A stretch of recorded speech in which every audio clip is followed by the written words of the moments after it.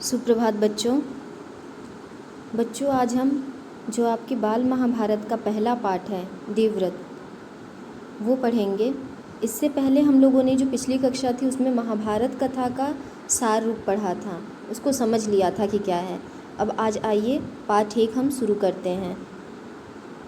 आप लोगों ने महाभारत कथा जब हम पढ़ रहे थे सारांश उसका, तो 2 जगहों का नाम सुना था ना, हस्तिनापुर और इंद्रप्रस्थ। अभी कुरु नहीं आया था, कुरुक्षेत्र के बारे में नहीं। जो हस्तिनापुर आया था इसको हम समझते हैं कि ये जो देख रहे हैं ये महाभारत कालीन भारतवर्ष है हमारा, उसका नक्शा है। और ये अभी आज के भारत का नक्शा, आप इसे तो पढ़े हैं, देखिए इसमें जगहों को तुलना करके। जो हस्तिनापुर था महाभारत काल में वो उत्तर प्रदेश का एक ज़िला है मेरठ, ठीक है, उस नाम से जाना जाता है। और जो इंद्रप्रस्थ दिख रहा है ना, ये आपका दिल्ली है, ठीक है। अभी हम लोग आखिरी में पढ़े थे कि जो हस्तिनापुर था कौरवों को मिल गया और इंद्रप्रस्थ जो था पांडवों को मिलता है। और जो कुरुक्षेत्र में क्या हुआ रहता है, वहाँ की लड़ाई हुई होती है ना, महाभारत की जो लड़ाई है, युद्ध है, वो कुरुक्षेत्र में हुआ रहता है। कुरुक्षेत्र जो है आधुनिक हरियाणा यहाँ है। तो ये आप समझ गए। बाकी भी महाभारत कालीन जो जगह है आप इसमें देख सकते हैं, और आगे पढ़ते हुए अगर किन्हीं स्थानों का नाम आएगा तो इससे हम देख के उसको समझते हुए चलेंगे। हम लोगों ने राजा शांतनु के बारे में पढ़ा था पिछली कक्षा में। शांतनु की 2 पत्नियां थीं। यहाँ पे देखिए, जो शांतनु थे राजा, उनकी 2 पत्नी थी, पहली गंगा और दूसरी सत्यवती, ठीक है। गंगा और राजा शांतनु के पुत्र का नाम था भीष्म, ठीक है। बाद में वो भीष्म के नाम से जाने जाते हैं, लेकिन पहले उनका नाम देवव्रत रहता है। उन्हीं का नाम पे पहले पाठ का नाम हमारा देवव्रत है। आज हम इसी पाठ को पढ़ेंगे। बाकी जो है हम आगे जैसे जैसे पाठ पढ़ते जाएंगे इस टेबल को समझते जाएंगे। तो आज बस इतना ध्यान रखिए कि राजा शांतनु, उनकी पहली पत्नी का नाम था गंगा, और उनसे जो उनको पुत्र हुआ था उसका नाम था देवव्रत, जो बाद में भीष्म के नाम से जाने गए। चलिए पाठ पे आते हैं। पाठ 1 देवव्रत। सुंदर युवती का रूप धारण किए नदी के तट पर खड़ी गंगा की सुंदरता ने राजा शांतनु का मन मोह लिया। देखिए आपकी जो कहानी है ना, आपकी जो पाठ्य पुस्तक में देवव्रत, उसका मैंने मुख्य जो बिंदु हैं उनको आपको यहाँ बताया है, पूरी कहानी नहीं ली है। उसको मैं आपको अभी समझाते हुए चलूँगी, लेकिन जो मुख्य बिंदु है उसे मैंने यहाँ लिख दिया है, आप इनको देख लेंगे एक लाइन, ठीक है। कि एक बार होता क्या है, इसके पीछे ये है कि जो शांतनु राजा हैं उनको शिकार करना बहुत पसंद होता है। तो एक बार वो शिकार पे गए होते हैं। अधिकतर क्या होता था, वो जब भी जाते थे तो उनके आसपास उनके जो सेनापति, प्रजा, ये लोग रहते थे उनकी ज़रूरतों को पूरा करने के लिए। एक दिन क्या होता है कि कोई उनके आसपास नहीं रहता है, उनको प्यास लगती है। ये तो ऐसे तो राजा को अगर खाने की ज़रूरत, प्यास, पानी की ज़रूरत कुछ भी पड़ता था तो ला के दे देते थे लोग। उस दिन कोई नहीं था तो वो खुद गंगा नदी के पास जाते हैं पानी पीने के लिए। तो वहाँ वो गंगा को देखते हैं और उस पर मोहित हो जाते हैं और उसके सामने विवाह का प्रस्ताव करते हैं कि आप मुझसे विवाह कर लीजिए। गंगा भी हाँ कर देती हैं, लेकिन कहती हैं कि मेरी एक शर्त है कि मैं कुछ भी करूं आप उसमें हस्तक्षेप नहीं करेंगे। राजा भी मान लेते हैं कि ठीक है, मैं नहीं करूँगा, आपकी जो इच्छा हो करिएगा। इसके बाद क्या होता है कि शांतनु और गंगा का विवाह हो जाता है, और गंगा ने जो शांतनु के कई तेजस्वी पुत्रों को जन्म दिए। लेकिन क्या करती थी वो कि उसको ले जाके नदी की धारा में प्रवाहित कर देती थी। पहला पुत्र हुआ, उसको लेके गई नदी की धारा में प्रवाहित करने के लिए। राजा शांतनु देखें, उन्होंने सोचा ये ऐसा क्यों कर रही हैं, लेकिन अपने शर्त के हिसाब से उनको चुप रहना था। अगर वो उनको उनके कार्य में हस्तक्षेप करते या कारण पूछते तो गंगा माँ चली जाती। तो इस वजह से वो उनसे नहीं पूछते हैं।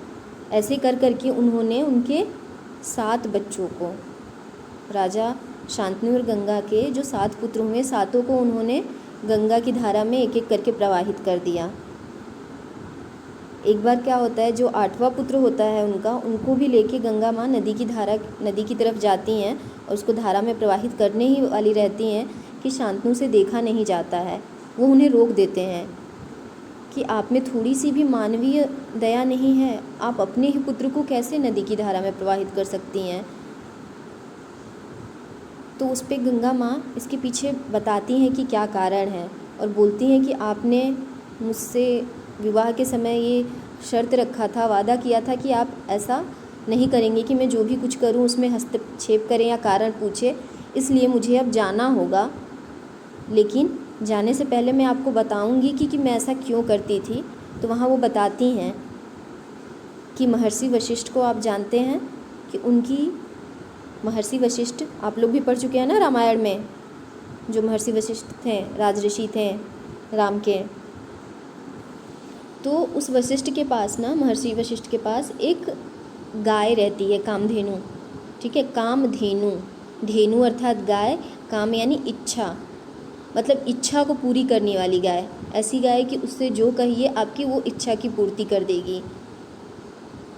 इसीलिए विश्वामित्र और वशिष्ठ की भी लड़ाई हुई थी ना, उसी गाय को प्राप्त करने के लिए हर कोई, हर एक राजा, देवी देवता भी प्रयास करते रहते थे उस गाय को। उस गाय का नाम था नंदिनी, उस कामधेनु गाय का नाम।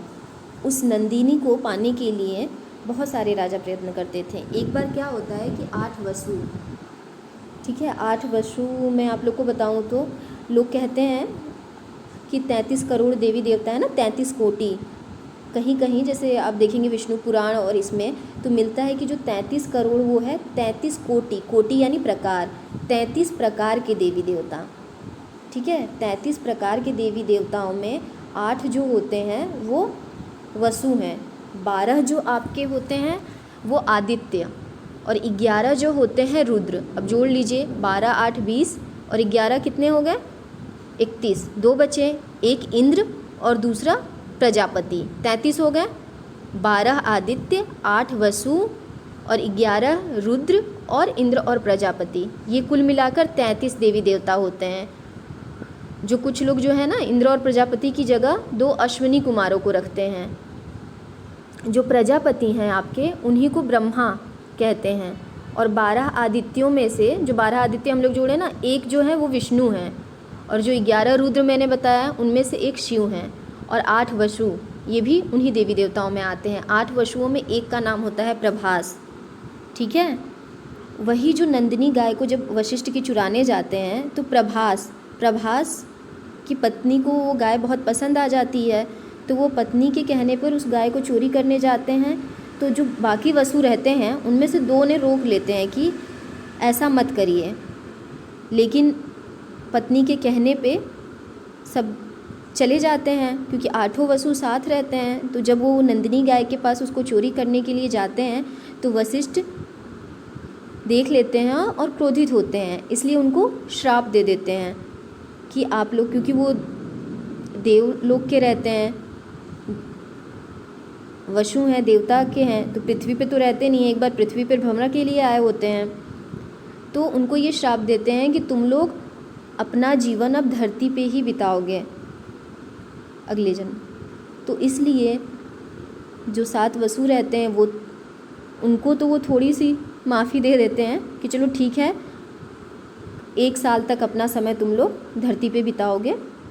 लेकिन जो 8वां वसु प्रभास, जिसने चोरी का मुख्य कार्य किया रहता है, उसको वो माफ़ नहीं करते हैं। 8 वसु जब देखते हैं कि हम लोग पृथ्वी लोक पे हैं, मतलब इस लोक पे, और यहाँ माँ गंगा को है, माँ गंगा का ये लोक है, तो वो उनसे प्रार्थना करते हैं। तो माँ गंगा से ये प्रार्थना करते हैं कि हमें धरती पे मानव जीवन ज़्यादा समय तक ना बिताना पड़े। तो माँ गंगा उनको कहती हैं कि ठीक है, अगले जन्म में वो उन्हीं को अपने पुत्रों के रूप में जन्म देती हैं, उन्हीं 8 वसुओं को। तो बाकी 7 वसुओं को जैसा था कि कम समय बिताना पड़े कम से कम, इसीलिए वो क्या करती थी, जाके गंगा की धारा में प्रवाहित कर देती थी कि उनको धरती पे मानव जीवन के रूप में बहुत ही कम समय बिताना पड़े। लेकिन जो 8वें वसु रहते हैं प्रभास ना, वही आपके देवव्रत हैं, जिनको शांतनु आके रोक लेते हैं कि आप ऐसा क्यों कर रही हैं। इस कारणवश उनको वो प्रवाहित नहीं करती हैं। तो उस समय गंगा क्या कहती हैं, यह सुनकर, ये तो बता देती हैं कथा, लेकिन बोलती हैं कि आप वचन भूल गए थे, इसलिए अब क्या है कि अब मैं इस पुत्र को ले जा रही हूँ और कुछ दिन पाल कर आपको पुरस्कार के रूप में सौंप दूँगी। यह कह के गंगा बच्चे को लेके देवव्रत को लेकर चली जाती हैं और यही देवव्रत आगे भीष्म पितामह के नाम से विख्यात होते हैं। दुखी शांतनु एक दिन शिकार खेलने गंगा के तट पर गए तो एक सुंदर गठीले युवक को गंगा की धारा में बाढ़ चलाकर उसकी धारा को रोकते देखा तो दंग रह गए। इतने में क्या होता है कि गंगा स्वयं प्रकट हुई और शांतनु से बोली, राजन, यह मेरा और आपका 8वां पुत्र देवव्रत है। महर्षि वशिष्ठ ने इसे शिक्षा दी है। वही वशिष्ठ। शास्त्र ज्ञान में ये शुक्राचार्य और रण कौशल में परशुराम ही इसका मुकाबला कर सकते हैं। यह कुशल योद्धा और चतुर राजनीतिज्ञ है। अब आप इसे अपने साथ ले जाइए। गंगा ने देवव्रत का माथा चूमकर राजा के साथ उसे विदा कर दिया। पहला जो आपका पाठ था देवव्रत, यहाँ तक की कहानी थी। अब आगे जो इसके है वो भीष्म प्रतिज्ञा के नाम से है कि कैसे देवव्रत का नाम भीष्म पड़ा। तो इसको हम अगली कक्षा में पढ़ेंगे बच्चों।